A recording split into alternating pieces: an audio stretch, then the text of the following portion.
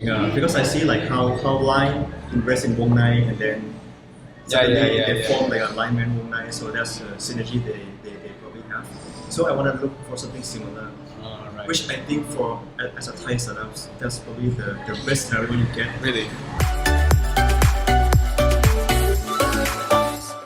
So we are now with Pol, the founder of Potioneer. So Potioneer is a startup that provides a platform where you could reserve private chefs, and in the previous video, Pol explained to me on how on his like background on and why he ended up starting up this company in Thailand. And now we're going to ask more on the funding environment here and on more on international expansion and strategies for them to actually expand and scale from Thailand. Do politicians talk about startups? Like I say, then Potioneer also gets like grant from the NIA, right? And then we also get grant from TED Fund. What's NIA? National Innovation Agency. Yeah, so they are also an arm of the government office. And from TED Fund is also under NIA. So for like NIA, like how do you get to like know them? Do you like drink with them or? You have to be active yourself. You have to reach out to them. Send your application form to apply for grant. Oh, okay. Yeah, that's the way to do it. Or you already know like a successful businessman who have like connection in the government office, and then you ask your friend, get a referral, and get like a front seat for like those kind of support. Are there like any like ways to get into like the founders and investors network here in Thailand? In the past, right, they used to have startup accelerator program from True. So they have True Incube, the DTAC, they have DTAC Accelerate. So those big telecom, they have AIS the startup. Those are the very big ecosystem of the startup in the past. In the past? In the past. Because True Incube, now I'm not sure they are currently active. DTAC Accelerate, they already dissolved. They stopped operating 3 to 4 years ago. AIS startups, I think now they're still active, but they are not the kind of organization who invest in startups. They just give like a community. They want to have like startups who can have the synergy to the customer base. So that's the majority of the corporate. And the government side, I don't see a lot. So there's like the NIA, like I tell you. So they have like a circle community of people in this, circulation. But if you are people outside this circulation, it's kind of hard for you to get in. I don't see any startups in Thailand who currently make it in Thailand. Can expand to overseas market. You name it, QQ. There's an app called Golf Big, Zipland. So many startups I see in Thailand, but they cannot really scale to regional market. But they try. Or do they try? They try, they fail. This is a problem for the Thai entrepreneur mentality. I feel like a lot of them, they fall into comfort zone of getting support, getting the funding by networking, by connection, but not really by product market fit. Or try to find the right paying customers. So, but it is possible to actually get funding if you have a network. I can say that.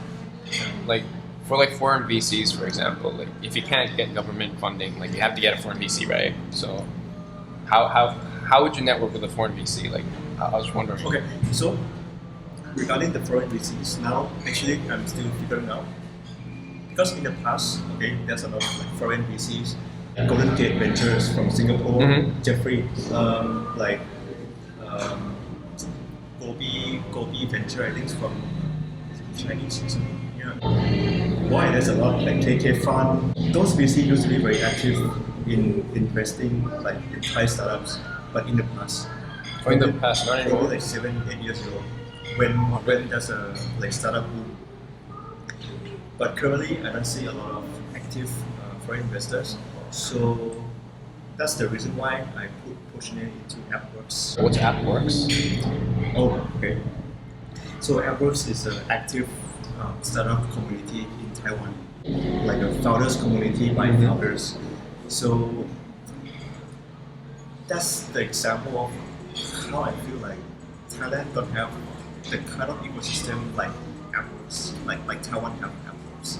So in Thailand, it's more like you have to find your own, circulation of like people in the network who can help you. And it's very closed, right? Yeah, it's a very close group. So it's like a privilege, to get into that circle. I wanna do like proper product market fit for my startups. Not trying to get like easy fun through connections. But you do have a good amount of traction already, right? Yeah. I would say haven't yet break even, but it's a constant growth because what we do is we do like private chef cooking platform. So we usually have like event like once a week for people who book on Potioneer in advance to host like a private chef in their home or find an event space here. So it's once a week. And is it for like rich people? Because I thought it was like they're all like fancy places, right? Yeah. So usually the spending per head is around like 2,000 to 3,000 baht per head. Like you can spend in the fine dining. Yeah. Yeah, but instead you got a customized dining experience with a private chef. So that's the different things. That's the value prop we give to them. So that's how we introduce our products to the like rich people.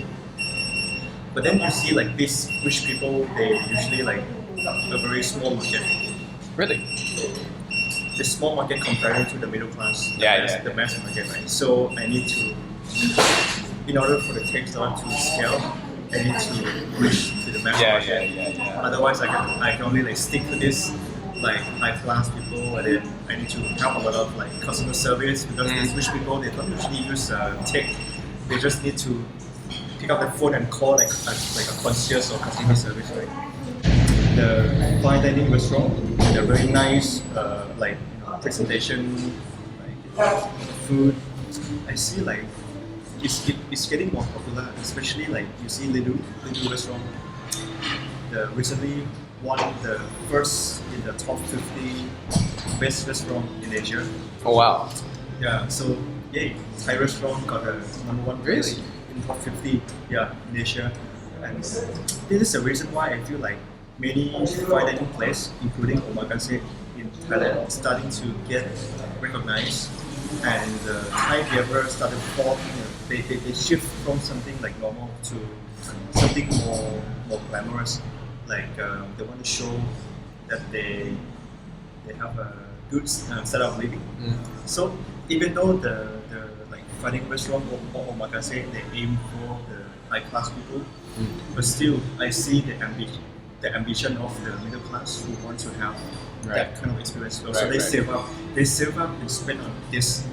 So they don't save up and spend on the to deposit in the car, to pay for the house. No, they pay for the experience. They pay for lifestyle. They pay for experience. So that's a trend that I noticed, and the reason why I do Potioneer and try to do this, so to balance both ways, to serve the kind of lifestyle that people are looking for, and also to help with the chef who have the talent, but still like not fully recognized by the public.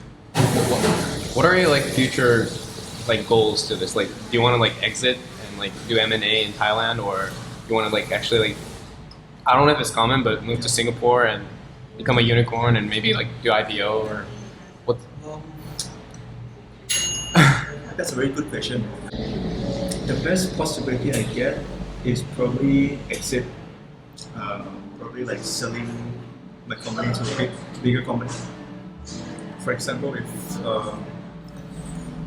but they have to have a synergy with us, right? So it could be like KKday, it could be Fun Now or Klook, other online travel agency who wanted to have like a local chef experience to like set up the package and sell to the tourists.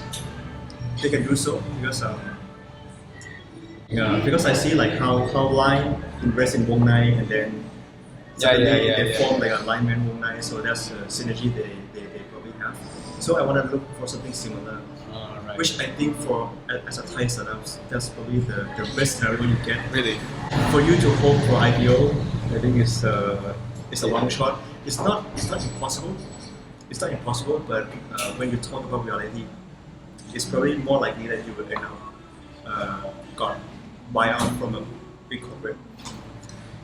And consider the mentality of the startup ecosystem right now. There are only three main pillars that investor will put money in. The first one is AI, AI related startups, which is a lot in the market right now. There are so many existing like AI model that they can just use and develop something like out of it. So it's very hard to identify like which AI is the best, which AI is a new technology. But then it's a trend for investors to put money in AI related startups. Second is Web3.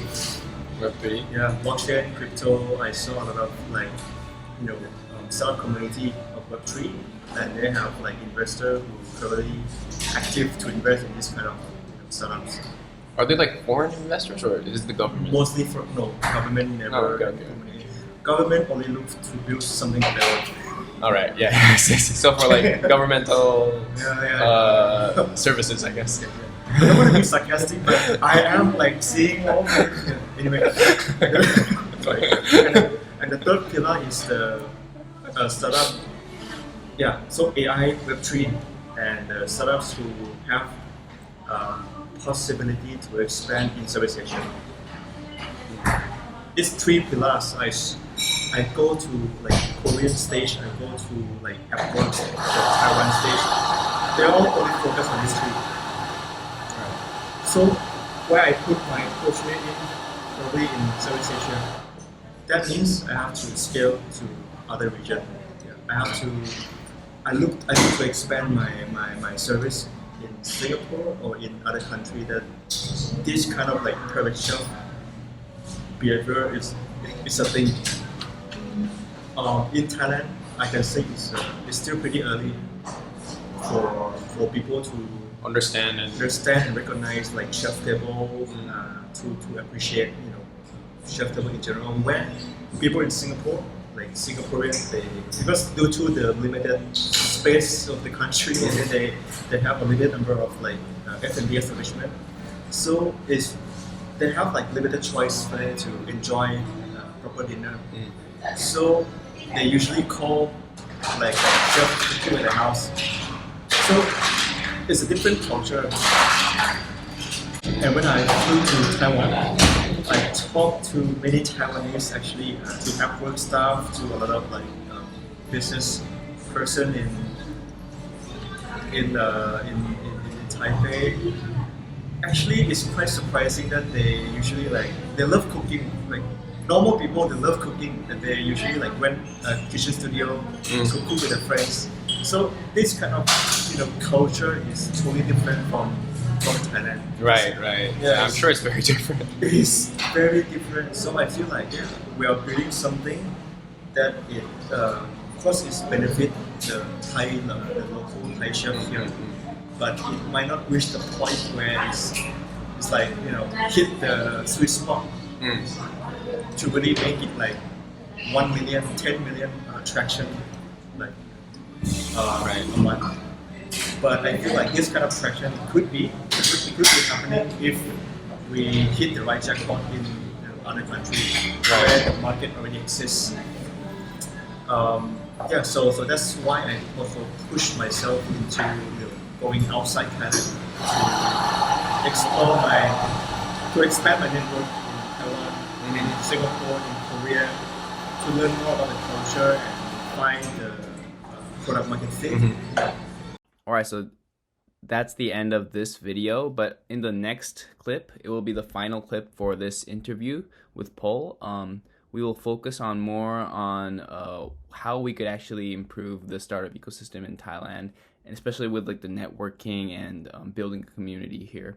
So it'll be exciting. See you next time in the next video. Thank you for watching.